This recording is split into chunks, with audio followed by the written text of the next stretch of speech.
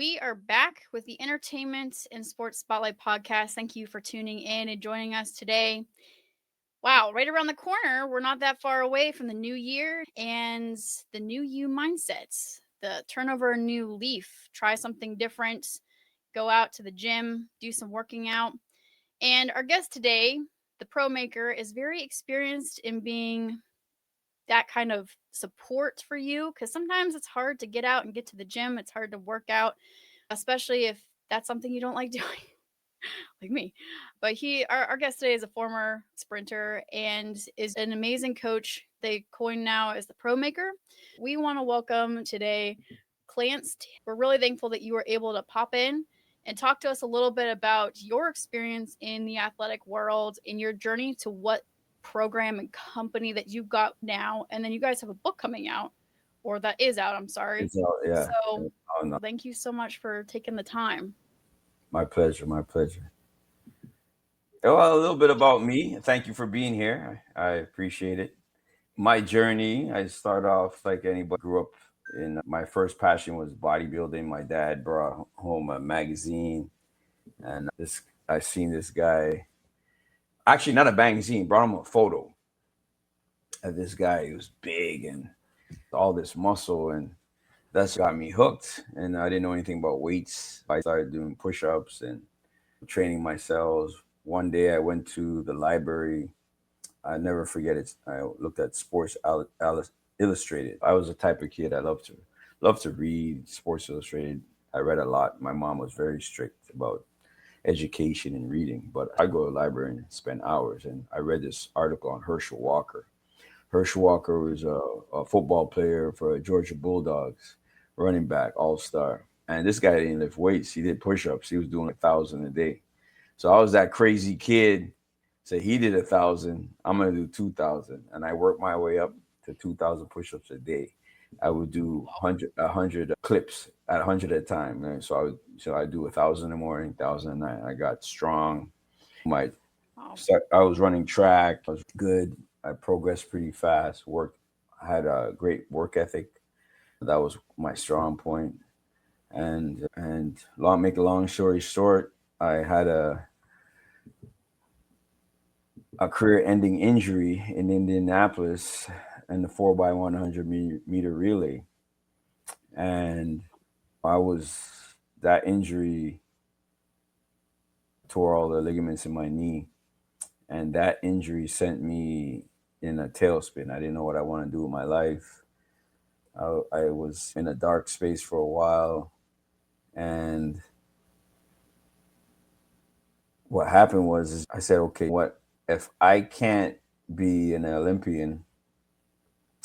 I could produce pro athletes and Olympian, and that's how my strength and conditioning career began. I started doing my studies, studying anatomy, physiology, biomechanics, neuromechanics. Traveled the world, interned with some of the best coaches in the world. I ended up interning with Charles Poliquin, world-renowned strength coach. I became the director of Poliquin Performance Toronto, and the rest is history. Right now, we've produced NHL stars, Norris Trophy winners, Olympians, world champions, Commonwealth Games champions, Pan Am Game champions, Grey Cup champions. So what we do is we pride ourselves on building dominant athletes, and that's my passion, that's my love, and making our athletes mentally strong. You mentioned the book Dominate. That's what Dominate is about. It's about a lot of the gimmicks, the pitfalls, and what it takes to build a dominant athlete. Because there's so many gimmicks out there, so many misinformation. It's hard for the parents to navigate that. And the funniest thing, a lot of executives love that book, and and that surprised me. So it's a crossover. It's for anybody in life who wants to have a positive attitude, mental fortitude to dominate whatever they're in. It's about discipline, consistency, and never giving up and believing. That's why we have this "can't stop, won't stop" mantra in our facility, and we believe in yourself and have if you have passion and if you compound that passion with purpose, you're unstoppable. And people one of the misconceptions is that success is a straight line going up. And in my experience working with the successful athletes, successful executives, success is a constant battle of up and downs. And the ones who are successful are the ones that never give up. They have this faith, they have this belief in their gut that they're gonna get it and they're gonna win no matter what. And it's that mental fortitude. And what we do, we call that the can't stop, won't stop. So whatever it is you love, whatever it is you believe, get at it. Forget about those naysayers. Don't let anybody put limitations on you. Keep them away from you. Be polite, be respectful, but navigate them. And because the problem is sometimes those people are closest to you. They could be your parents, and it could be your wife, it could be your best friend. Because my dad, when I said I'm going to become a strength coach, he thought I was crazy. He looked at me with two heads. How are you going to make a money? How are you going to make a living with a strength coach? How are you going to raise a family with becoming a strength coach? Well, furthermore, what is a strength coach? Yeah, it's that's my journey in a nutshell, man. So I'm happy doing what I'm doing. I'm here on a podcast with you, speaking about my life and my journey. So I'm doing something right.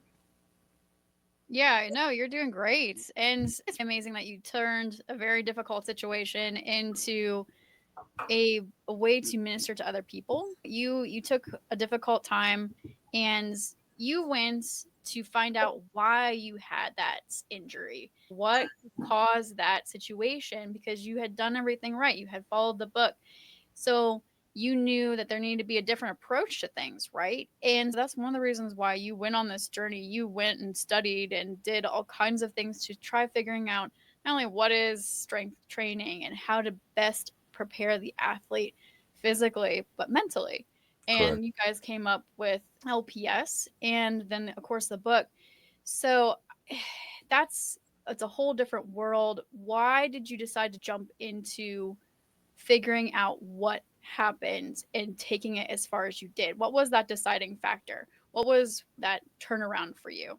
The turnaround, I didn't realize that you can make coaches who, a lot of coaches that train me, except for one coach, most of them, it wasn't a full time job. They do it after they'd work, they'd work, and then they coach you after work.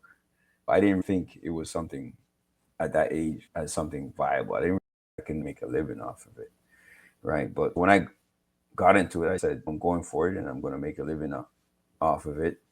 And I wasn't thinking about injury prevention at that time.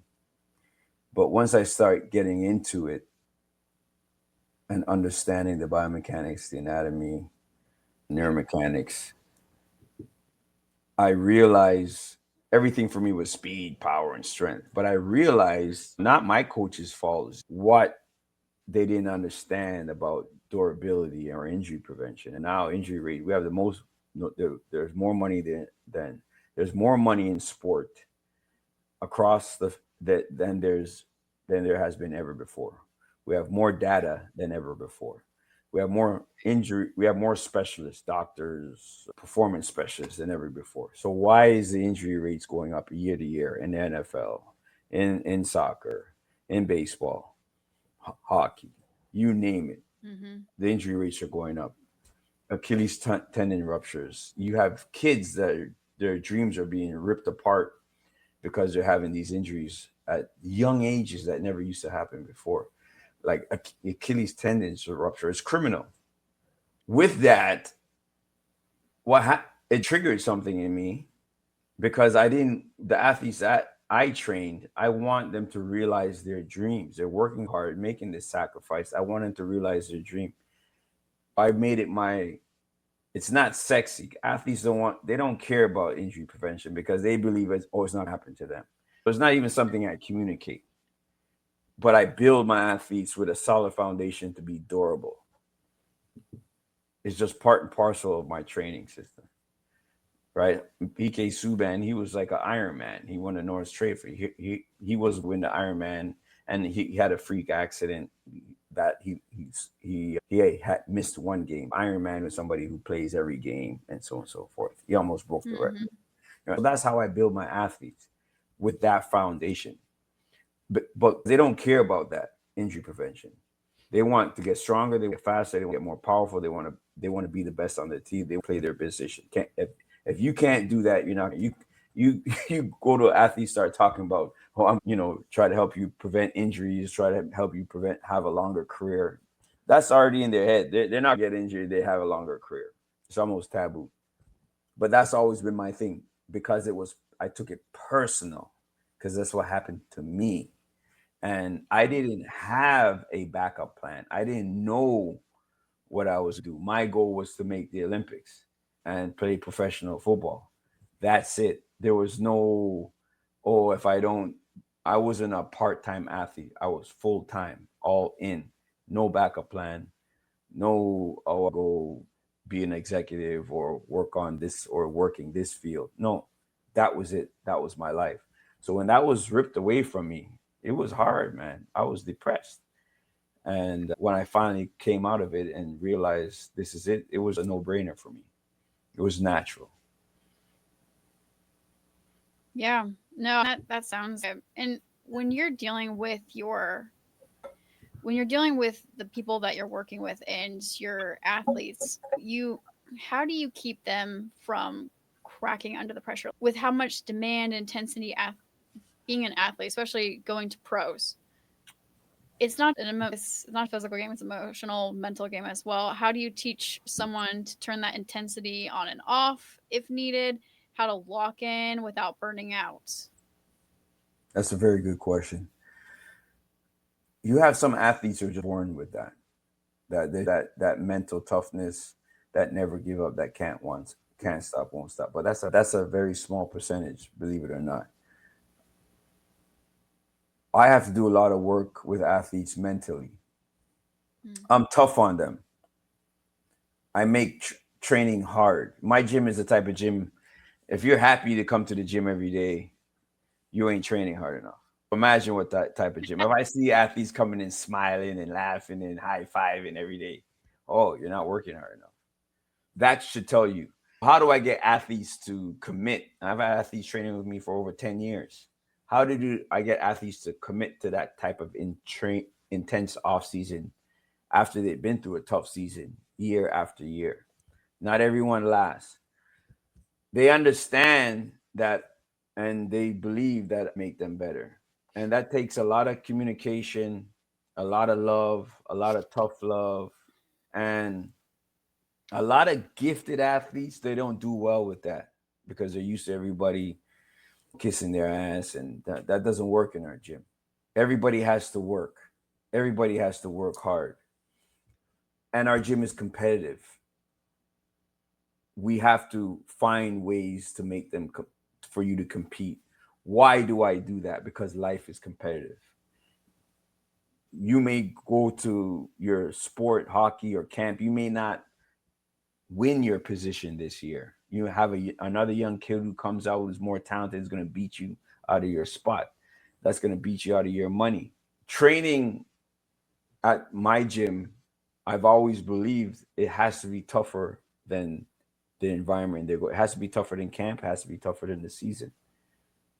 That's how I build it. It's not by talking, but it's by nurturing, communicating, letting them understand why they have to suffer. Mm. It's not easy. It's very difficult, No. but that's been the secret of my success.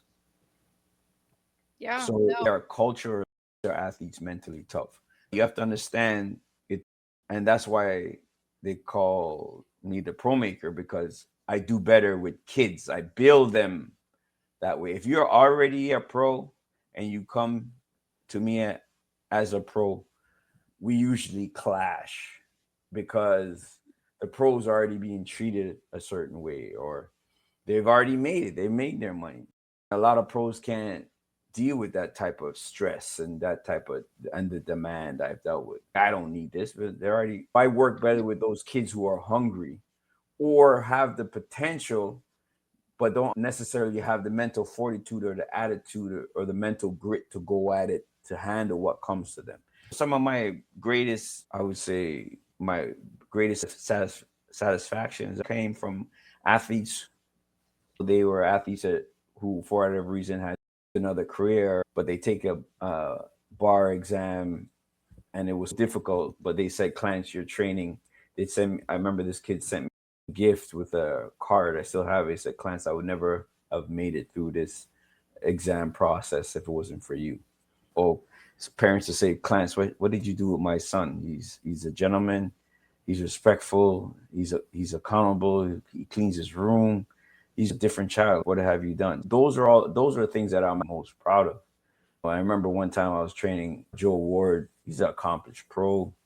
He was on his way out of the league. And in this business, you got to understand, the athletes that most strength coaches get are athletes who are trying to get into the league and athletes who are trying to stay into the league, stay in the league. Those are the kind of athletes that are most respective to type of coaches of me, very demanding and tough. And I remember, I'll never forget, somebody wanted to franchise us, and they had a we were building a big facility. That time my gym was a small facility, and they wanted to make a second location, 10,000 square feet, bells and whistles and food delivery, everything. It was posh and sauna, showers, amazing. I was all excited. Joe Ward, he played for Washington Capitals at that time, with Ovechkin, and he said, I'll bring him through. And he goes, man, Clance, this place is amazing. It's amazing. And he looked at me and said, Clance, I'm a millionaire. I get treated this all year. When I come back to you, I come back to get reset. I get a reset to get that hunger. Because my gym was hard. It was mean. It was aggressive. It was everything in my dreams, in my gym, screamed work. And it wasn't about if we get a job, and that job is for us is, okay, we get this athlete, the job is to produce this result for this athlete by this time. That's it. I don't care how long it takes, whatever it takes, we do it, period. If it's overtime, the coaches got to work or I got to work, that's what we got to do. We're going through this whole thing, getting all the papers signed, and they're looking at, and they're trying to, oh, Candace, can you cut this time? And could you do you think we can shorten this time? I go, no, the result is the result. We produce. So I can see basically what I'm trying to say. They were trying to focus on the money and trying to focus on get these athletes in, make this amount of money. I go, no. So I ripped up the contract and I moved on. That communication with Joel Ward never left me, right? It made me realize I was on the right track. That's who we are. We're about culture, we're about developing habits, and we're about results. We get a job, which to make this athlete better, and we do what we have to do to get the athlete to the best of their ability by the time they're ready to go to camp. And Joel Ward appreciated that. He didn't need any bells, he didn't need any whistles. And I said, that stuck to me and said, that's what we do. So that's all part of, he loved the fact that he's got to come back to the grind, that mentally tough gym. So yeah, that's a long-winded answer, but I thought it was appropriate. Yeah, no, that's great because sometimes you need a little bit of tough love to get back to what you do love. It helps you appreciate the game again. Mm-hmm. You learned a little bit from mentors. What did that teach you as far as coaching and the style, exercise program? How did that influence it? Oh man, Pierre Waugh to me, he's my second father, man. I wouldn't be the coach I am today without Pierre. I'm in Montreal now. I came to see Pierre. He's 75 years old, and I had breakfast with him this morning. I haven't seen him in a long time. So it's so funny you brought him up. He's he's probably the best coach in the world that nobody talks about. He is strength and conditioning. He is weightlifting. He loves it. We're sitting at breakfast this morning talking 3-4 hours until they kicked us out for brunch about new methods. 75-year-olds still thinking, still working on different strategies and how you can optimize, how you can make athletes better. Meeting him, it was amazing because he helped me through education, through mentorship, through how to dealing, because he's a beautiful man. He's a kind man. But he's tough. He demands work in his nice way. He does it. It's amazing to watch him coach. It's amazing to how he produced such great athletes. He worked with Georges St. Pierre. He he developed a tremendous amount of athletes. One of the best coaches is, in my opinion, the best coach in Canada in his time. And I learned tremendous. And I commend I commend him or give him credit for the athletes I've built.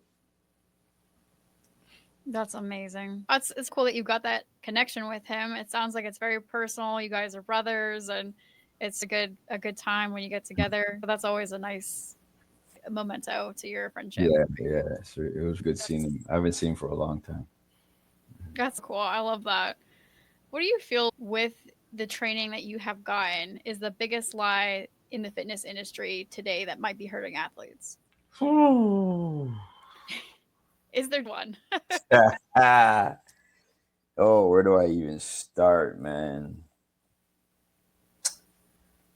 It's a tough one. That's a tough question because Yeah, it's a there's tough a lot of question. myths to In uncover. we have our basic. The biggest thing is that what I understand, and these kids coming out of university and there's being coached, is that there's so many things, but if you train like glass, you break like glass.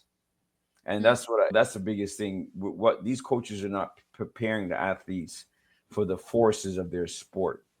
What does that mean? Okay, the athlete has to train heavy, right? Activate motor units, train heavy so the body can withstand heavy weight loaded properly at a proper progression, means slowly based on technique, is safe, which prepares the athlete for the forces of their sport.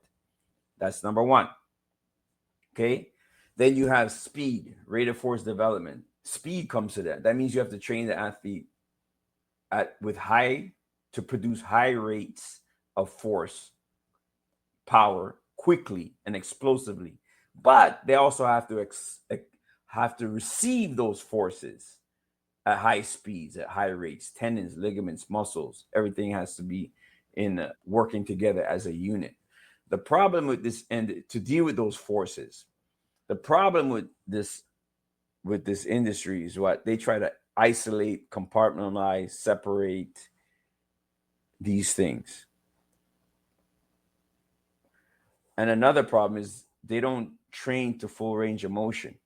You mm, have people who go heavy or go home, which is also hurting athletes because it's not just go heavy, it's going heavy with proper technique to full range of motion. When I say full range of motion, I'm talking to the range that the joint will allow, right? So if you're doing a bicep curl, for example, you curl all the way to the top and all the way till the elbow extends. That joint has to be able to deal with that load over the full range of motion. So that deals with your ankles, hips, knees, shoulder girdle, the whole body. That's how you have to train. If you follow those basic principles as a strength coach, you're ahead of the game. That is probably one of the most, that in a nutshell, that's probably one of the most upsetting thing. And that is because these principles are not being executed or honored. It's hurting a lot of athletes. And what's happening is basically the athletes who are just naturally durable, naturally gifted, right?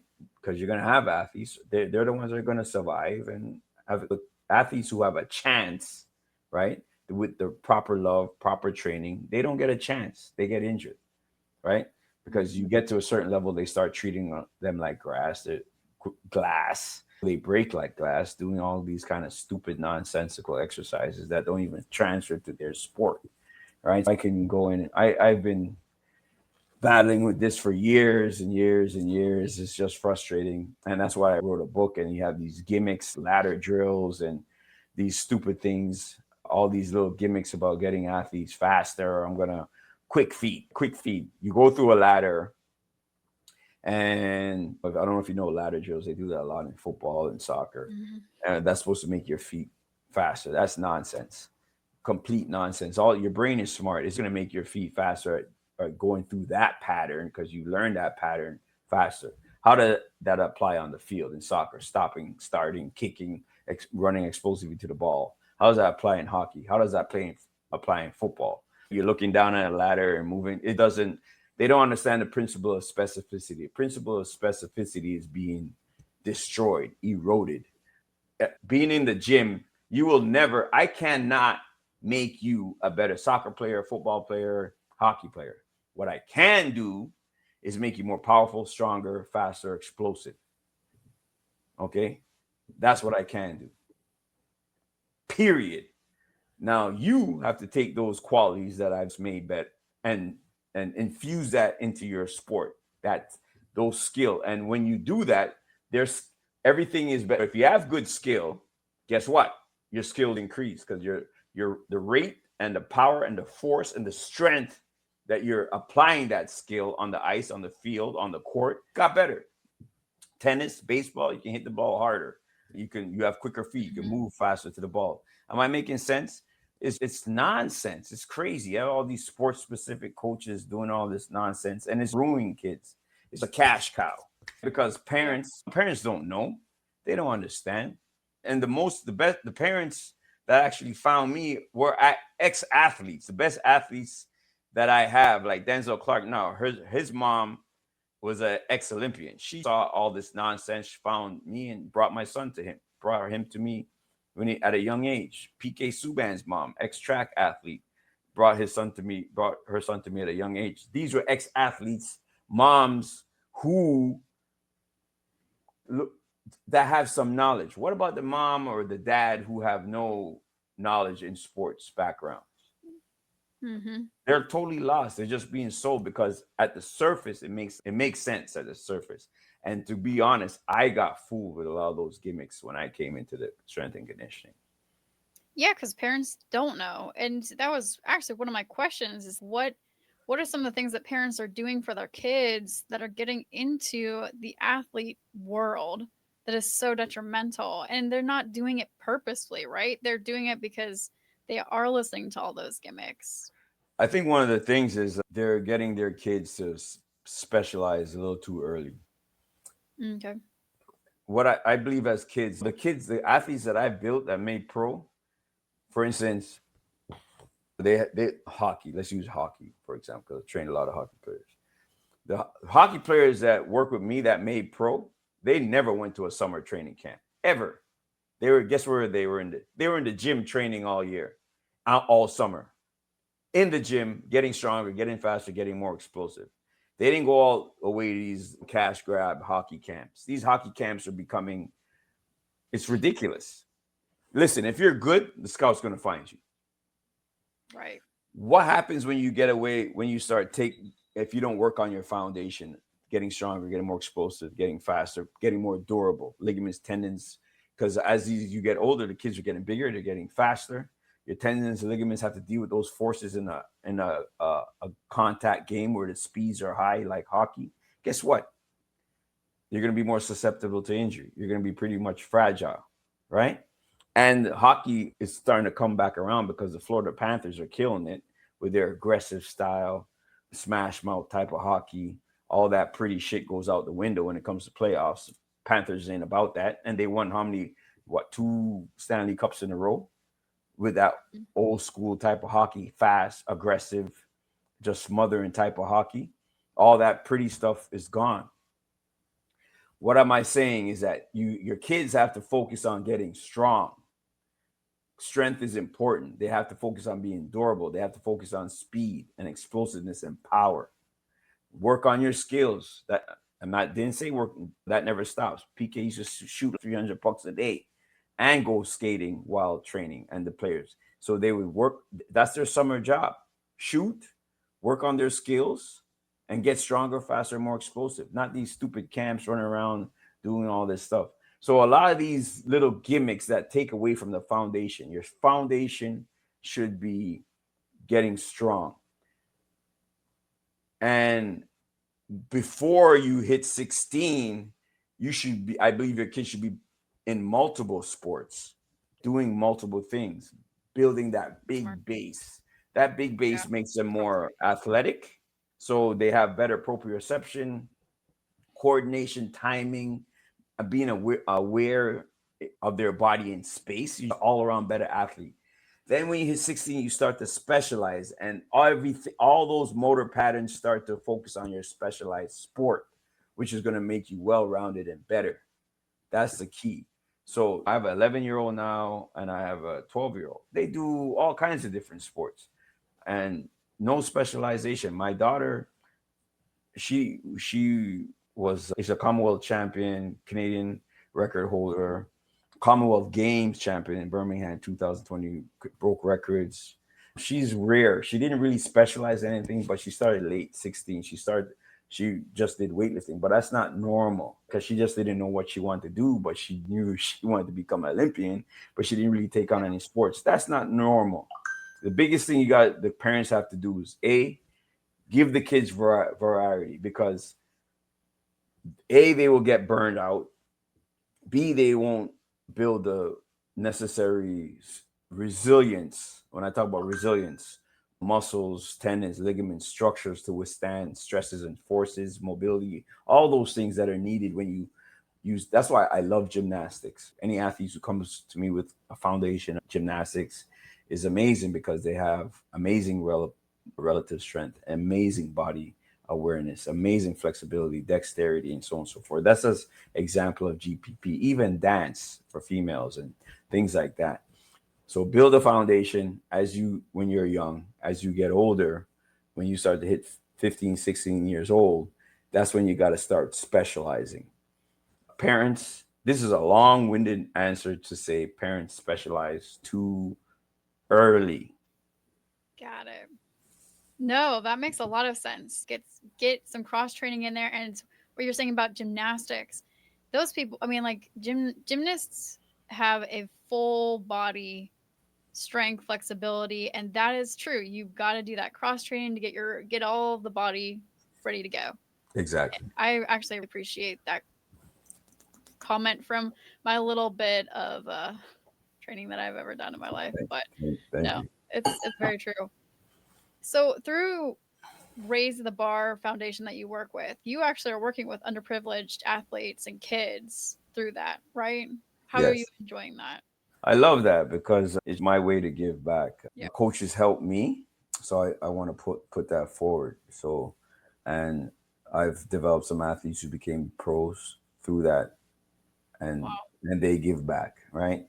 So a lot of athletes who may have that talent, they don't have the support, and because they don't have the financial support, they can't pursue their dreams, and that's sad to me, right? As long as they have the work ethic, they have the character, Raise the Bar is here for them. And so I that's what I want to be my legacy, because to become an elite athlete, it's commitment, it's dedication, it's focus, it's your life. And if you don't have that support, the percentage of that dream becoming a reality drastically drops. There's a saying, part-time athlete, part-time results. Oh, that's very true. And it takes a village. It takes a village to help get you to that next level and to have that support system. So Exactly. I appreciate the fact that you do that, because I know so many kids they've gotta appreciate that, especially coming from somebody like you who's been there, who's done that, who's not the person that can't teach, right? Person. They've Yeah. actually been there and gone through it all. I remember I qualified for the championships in California, and I come from a single parent home. My dad couldn't afford that, man. So I was going nowhere. But guess who came up with the money? My coaches. Plane ticket, room and board. I never forget that. Those are the things that I know how that made me feel, that somebody believed in me, my coach believed in me, and I don't take it for granted. So those kids with the right character are the ones who will benefit from Raise the Bar. I don't tolerate lazy and lack of character individuals. So they have to meet that criteria in spades to be part of Raise the Bar. Because at the end of the day, we want to build good humans, and we want them to give back to the next generation. That's perfect. It's very true. Speaking of giving back to the next generation and looking back, was your book a letter to your former self as to what and how to overcome some of the pitfalls of athletes and stuff? Yeah. Yeah, I wish I knew this when I was training. I don't blame my coaches. They know what they know, right? And it was a letter to myself. If I only knew, if I could only do it again. But as my mom said, this is my blessing. This is my calling. This is what I was meant to do. I graciously accept the fact that working with me, I've changed many athletes' lives to becoming better humans and helping them achieve their dreams. So this is my calling. It's my purpose. So it is what it was. My path was already chosen for me. I love that. That's perfect. Is there any last words of wisdom you'd like to share? I've been running down here how we can work with you a little bit, but if you would like to share how we can support and help and find you, feel free. Well, since we're talking about raise the bar, for sure, we definitely love anyone who's passionate about helping athletes that need the help. We'd love to if people can donate to that. But for me, my word for people, they got to believe. And we were talking about this before the podcast started was if you are passionate about something, truly passionate, I thoroughly believe that they should go for that passion, hold on to their passion, attack their passion, have faith that they will succeed, regardless of what the noise and people are saying. And I think that's very important because that's what I had to do. A lot of people, when I said I'm going to become a strength coach, and oh, you can't do that. Oh, the gym that I have now, oh, you can't do it. Well, I'm doing it now. I've been doing it. I'm doing it.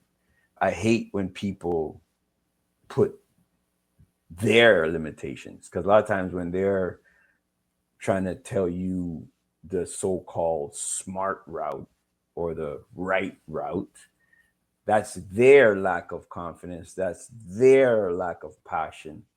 They don't Very have true. that purpose. They wish they had that drive and the commitment that you have to attack your dreams, your passion, your goals. That's something that really drives me crazy. And that's the thing I tell my kids and I tell everybody, go for your passion. Go for your passion with everything you got. And I guarantee you'll be successful. I That's guarantee you. Yeah, no, you're not wrong. Anybody who's ever tried to push down their passion ends up back there somehow, but it's a longer route. It takes more bumps in the road. You're If right. you're passionate about something, go for it. And you can make money off of it. And it can be a huge ministry, influence, whatever it is. Yeah, Yeah. because the thing is because it's it's hard. It's hard because whatever you're passionate about usually is probably not the most mainstream sexy thing that every the most many money maker lawyer doctor. My dad, I told my dad I'm gonna become a strength coach. He said, what's that? You can make what are you talking about? It makes no sense. Yeah, but you But did. yeah, and my point is that when you're passionate about something, it's not work. When you're going hard and going after your dreams, it doesn't feel like work, and you're going to give it everything. And the creative juices that flow because you're passionate about, and normally when you're passionate about something, I think about my my job or what I do 24/7. Is I never shut off. My wife goes, "Can you chill for a second?" No, I can't. I can't help it. I'll be in the shower. Oh, I can do this and I can do that. And what if I do this and move that? That's because I'm passionate. I love it, right? And when you have that, you're going to win. You have a regular 9 to 5 job. After you can't wait till the job is done. Done. You're checking your clock, and I'm a big believer in going for your passion. I love it. Thank you so much for sharing your passion with us. And it's been a great pleasure to have you with us today. And guys, thank you. Please follow and support the channel, but also please reach out to Clance as well. He's got his information that's been running here. He's shared it. So find him, see how you guys can support on that end as well. And with that, we're going to go ahead and close for the day. Thanks so much, Clance. Appreciate it again. My pleasure. Thanks for having me.